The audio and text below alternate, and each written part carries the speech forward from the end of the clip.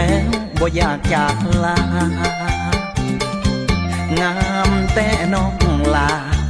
เมื่อสุตาสาวเมืองห้วยทรายผ้าไหมพื้นยามของคออายองงามลายมันเป็นแฟชั่นสไตล์ผู้สาวมวยสายมาแต่ใดๆอายมาแอวเหนือเพื่อสมผู้พาปากกว้างได้พบคนงามซื่อดวงดังพวงมาลาดอกไม้ปากหวานแท้หนอพอหูปหล่ออายมาแต่ใสภาคเหนือหรือว่าภาคใต้มาเว้าถึกใจของน้องแท่นี้โอ้ละเนอสาวงามแห่งเมืองบ่อแก้วอายปักใจแน่แน่ดังแก้วที่เขาพาดสีอายมาเมืองเหนืออย่าเฝ้าเบื่อเด้อพ่อคนดีหาแท้ให้มาขอปีนี้มาเข้าพิธีกับสาวอีสานพบแล้วมีภาพจากกันดังจันแคมแล้วนี้คิดห้องคนดียำค่าจะไปนี้หายสาวเมืองบ่อแก้วยามแอวคิดฮอดอายลายผ้าไหมคงโคสีลายยังรอคอยสายที่แขวงบ่อแก้ว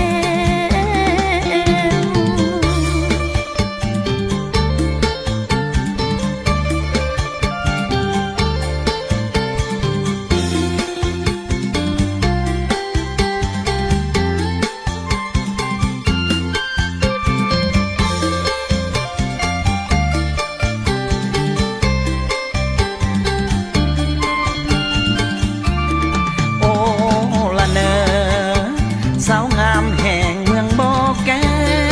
วอายปักใจแน่แน่ดังแก้วที่เขาพาดสีอายมาเมืองเหนืออย่าเฝ้าเบื่อเด้อพ่อคนดีหาแท้ให้มาขอปีนี้มาเข้าพิธีกับสาวอีสานพบแล้วมีภาพจากกันดังจันแคมแล้วนี้คิดห้องคนดียำค่าจะไปนี้หายสาวเมืองบ่อแก้วยามแอวคิดฮอดอายลายผ้าไหมคงโคสีลายยังรอคอยสายที่แขวงบ่อแก้ว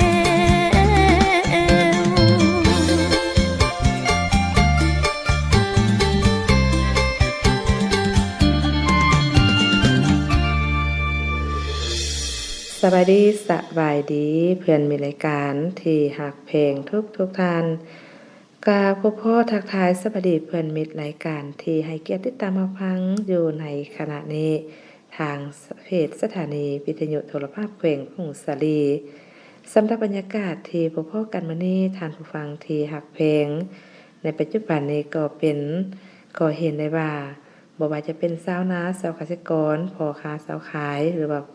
พนักงานรัฐกรของพวกเราก็แม่นความสมจิตสมใจใส่ในการเพิ่มผลผลิตผล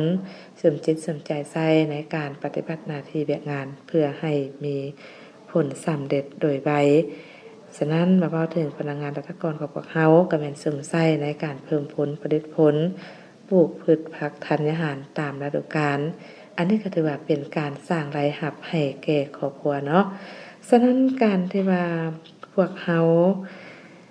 สร้างรายรับให้กับครอบครัวนี่ก็มีหลายวิธีทางแต่ก็ต้องบวกกับความมุ่งมั่นขยันเพียรแดมีความรู้ทางด้านวิชาการแดบวกใส่ใจที่ว่ามักฮัก หรือว่าการสอบฮูแสวงหาสิ่งที่สำคัญก็ต้องมีเงื่อนไขในการที่จะประกอบอาชีพจึงจะสามารถสำเร็จผลได้อะไรจังไดก็ตามเนาะผู้ดำเนินการก็ขอเป็นกำลังแห่งใจเพิ่มเติมให้กับบรรดาทานในการสืบต่อเฮ็ดหน้าที่เวียกงานของภายลาวเนาะมื้อนี้ก็เช่นเก่าเช่นเคยศินิลาก็มีสิ่งดีๆมามอบให้ทานคือเก่าเป็นต้นก็แม่นสาระนาฮู้คือกับแม่หญิงถือพานี่มีเลือดออกนี่เป็นอันตรายแนวใดเด้ไปติดตามรับฟังนำกันได้เลยเนาะสำหรับเลือดออกในเวลาถือพานี่ก็เป็นปัญหาหนึ่งที่ว่าแม่หญิงหลายคนบ่อยากพบพอและก็บ่อยากให้เกิดขึ้นกับตนเองเลยเพราะว่าอาการเลือดออกในเวลาถือพานี่แบ่งออกเป็น2ประเภทที่เป็นอันตรายและบ่เป็นอันตรายแต่ว่าจะเป็นอะไรนั้นมาฟังกันเติมสำหรับเลือดออกในเวลาถือพาที่ว่าแบบปกติบ่เป็นอันตรายนี่ก็มีอยู่3กรณีเด้ซึ่งเลือดออกในเวลาถือพาเริ่มต้นก็เกิดจากที่ว่าตัวอ่อนเข้าไปฝังตัวในมดลูกซึ่งเฮ็ดให้เส้นเลือดฝอยอยู่บริเวณนั้นมีการฉีกขาดจึงเฮ็ดให้มีเลือดไหลออกมาเลือดนั้นก็จะเป็นสีแดงเข้มคือกับสีน้ำตาลป่นสีแดงแต่จะบ่มีการเจ็บท้องเพียงแต่มีเลือดออกในระยะ1-2 มื้อเท่านั้นก็จะหยุดเศร้าอาการเกิดจากบาดแผลอยู่บริเวณปากมดลูกลักษณะนี้ก็จะเป็นอันตรายต่อลูกในท้องเกิดจากการติดเชื้อบางครั้งอาจมีอาการคันย้อนการลงขาวหรือว่ามีการอักเสบเล็กน้อยเพราะว่าเวลาถือพาแม่หญิงจะลงขาวไหลกว่าปกติจึงเฮ็ดให้มีเลือดออกมาในระยะถือพาเจ้าที่ทานฟังผ่านไปนั่นก็ถือว่าเป็นสาระดีๆที่ผู้ดำเนินการนำมาเสนอให้ท่านได้รับฟังกันเติมโดยเฉพาะแม่หญิงของพวกเขาที่ว่าสร้างครอบครัวแล้วปรารถนาอยากมีพยานหักแต่กรณีที่ว่ามีปัญหาเกิดขึ้นเลือดไหลออกในเวลาถือพานนี้เป็นอันตรายบ่และบ่เป็นอันตรายแนวใดก็ไปติดตามมาฟังกันเติมในระยะต่อไปแต่ว่าตอนนี้พวกเขาไปเปลี่ยนบรรยากาศม่วนซื่นกับเสียงเพลงกันซะก่อน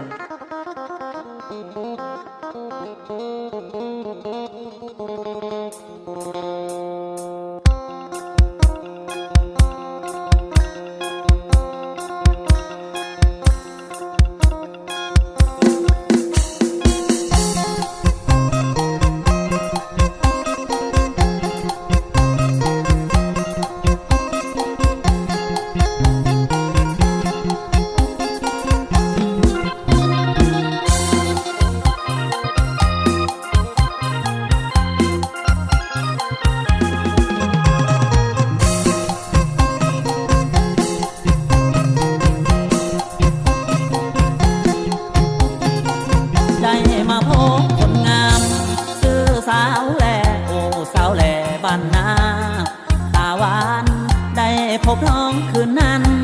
ทุกสำราญพบในงานผ้าป่าสามัคคีโอ้สาวแลบ้านนาเจ้าสวยเด่นดังพระจันทร์วันเพ็ญพร้อมเป่งสีอายขอฝากหักน้องฝากไว้ตรีโปรดสงสารปานีและเห็นใจ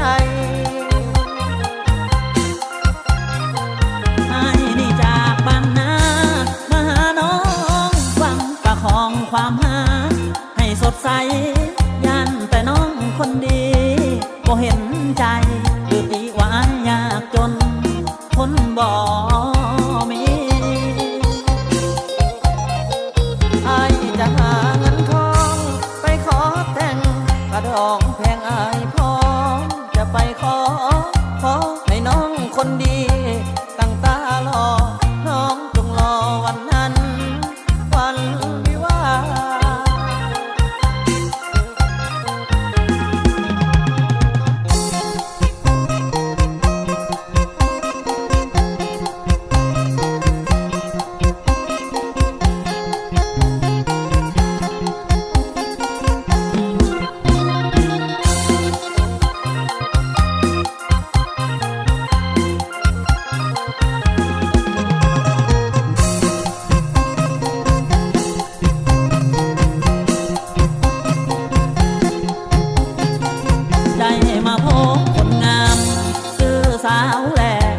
สาวแหล่บ้านนา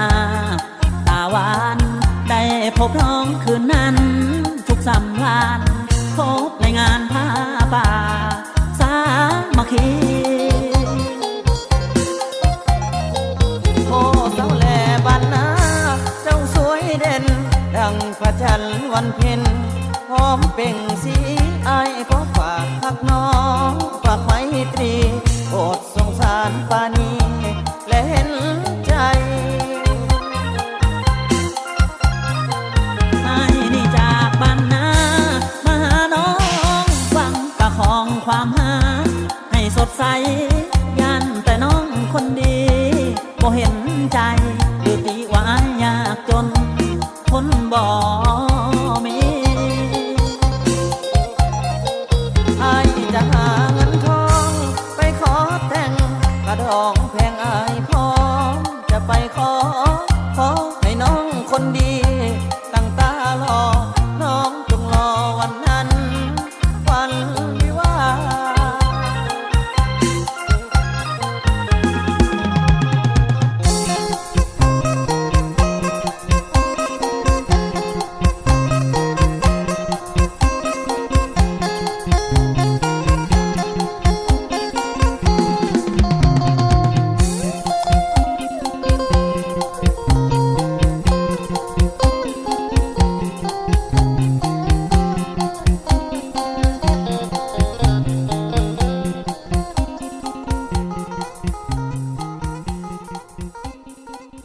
เจ้าก็ผ่านไปอีกแล้วเนาะเสียงเพลงม่วนๆที่ทางรายการของพวกเขาภาคตอนเป็นความสุขให้กับประธานพ่อกันอย่างนี้ก็ถือว่าเบิดนึงย้ำเดียวเดือนกุมภาก็ถือว่าค่อนข้างย่างเข้ามาฮอดครึ่งทางแล้วเนาะฉะนั้นก็ถือว่าเวลานาทีก็หมุนเวียนเปลี่ยนไปอย่างไวบาคือนำไหลบ่คอยท่าป่าเวลาหมุนไปบ่ท่าคนฉะนั้นประธานจะเฮ็ดเวียกงานอย่างอยู่ก็ตามก็ต้องลงมือปฏิบัติตัวจริงจึงจะได้รับผลสำเร็จ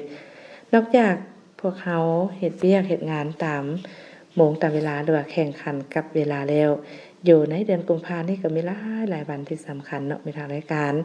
หนึ่งในนั้นก็คือวันเลือกตั้งสมาชิกสภาแห่งชาติและสภาประชาชนขันแขวงซึ่งส่วนระยะนี้ก็ถือว่าผู้แทนของพวกเขาก็ได้ลงไปบรรดาเมืองเพื่อเป็นการโฆษณาเผยแพร่เวียกงานต่างๆแล้วก็เป็นการที่ว่านำเสนอตัวเพื่อให้ประชาชนบรรดาเผ่าบรรดาเมืองรับรู้และเข้าใจถึงการเลือกตั้งผู้แทนหรือว่าเลือกตั้งสภาประชาชนแขวงของพวกเขานั่นเองซึ่งการยับย่อหมอกกันเข้ามาแล้วเนาะมีทางรายการอย่างอีกบ่เท่าใดอาทิตย์ก็จะหอดมือที่พวกเขาจะได้ไปใช้สิทธิ์ใช้เสียงเพื่อเลือกเอาผู้แทนที่จะมานั่งอยู่ในสภาหรือเบาอีกอย่างนึงก็เพื่อไปเลือกเอาผู้แทนที่จะมาเป็นตัวแทนให้แก่ประชาชนของพวกเขานั่นเองเนาะฉะนั้นอย่าลืมเด้อวันที่22เชิญชวนประธานไปใช้สิทธิ์ใช้เสียงของท่านเพื่อเลือกเอาผู้แทนที่มีความรู้ความสามารถมานั่งอยู่ในสภาเพื่อปกป้องสิทธิผลประโยชน์ของประชาชนลาวบรรดาเผ่าแล้วก็เพื่อเป็นการพัฒนาประเทศชาติบ้านเมืองของพวกเราเนาะอย่าลืมประชาชนลาวพลเมืองลาวอายุ18ปีขึ้นไปที่ว่าบ่ได้ถูกศาลตัดสินลงโทษบ่หรือว่าบ่เป็นบ่าวไผ่เสียจิตสามารถไปใช้สิทธิ์เสียงของท่านเลือกเอาผู้แทนที่ท่านมักเพื่อมานั่งอยู่ในสภาอย่าลืมเนาะฮอดมื้อนัดหมายแล้วต้องได้ไปใช้สิทธิ์ของท่านเด้เพราะว่า5ปีจึงมีเทื่อหนึ่งฉะนั้นต้องใช้สิทธิ์ของท่านอย่างเต็มที่แล้วก็ต่อไปก็จะมานำเสนอให้ทานรับฟังเติมซึ่งระยะที่1ก็นำเสนอผ่านไปแล้วการถือผ้าถือว่ามีเลือดไหลออกมาแบบปกติถือว่าบ่เป็นอันตรายและตัวที่2นี่ก็คือเลือดออกในเวลาถือผ้าแบบผิดปกตินี่มีอยู่6กรณีซึ่งก็จะเป็น1คือไข้ที่ว่าพังตัวผิดตำแหน่งบ่อยู่ในผนังมดลูกหรือเอิ้นว่าลูกนกพกโดยปกติแล้วเมื่อมีอาการปฏิสนธิระหว่างตัวอสุจิกับไข่จะเข้าไปพังตัวอยู่มดลูกแต่มักพบเห็นปัญหานี้เรื่อยๆเกี่ยวกับตัวอ่อนเข้าไปพังตัวอยู่ท่อส่งไข่ก็จะเฮ็ดให้แม่รู้สึกผิดปกติว่า แม่ถือพาตัวอ่อนพังตัวอยู่หมดลูกซึ่งจะเหตุให้มีเลือดไหลออกมาบางครั้งก็จะมีอาการเจ็บท้องแลเมื่อพบปัญหานี้เวลาไปพบแพทย์เพิ่นก็จะให้คำแนะนำซึ่งจะต้องได้เข้าไปกวดและติดตามเป็นประจำถ้าเป็นไปได้ควรหยุดการถือพาครั้งนี้ก่อนเพราะว่าเด็กจะเดินเติบโตได้ยากและก็เป็นอันตรายต่อสุขภาพของแม่อีกด้วย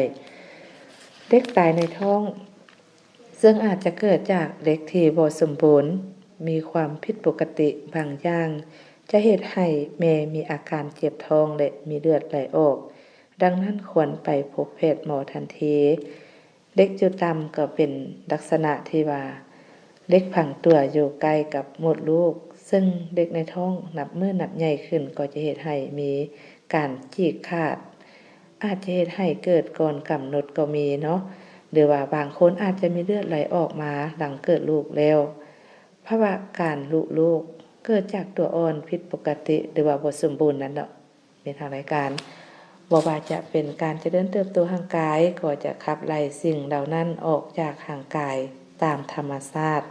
ก็จะเฮ็ดให้แม่มีอาการเจ็บท้องและมีเลือดไหลออกมา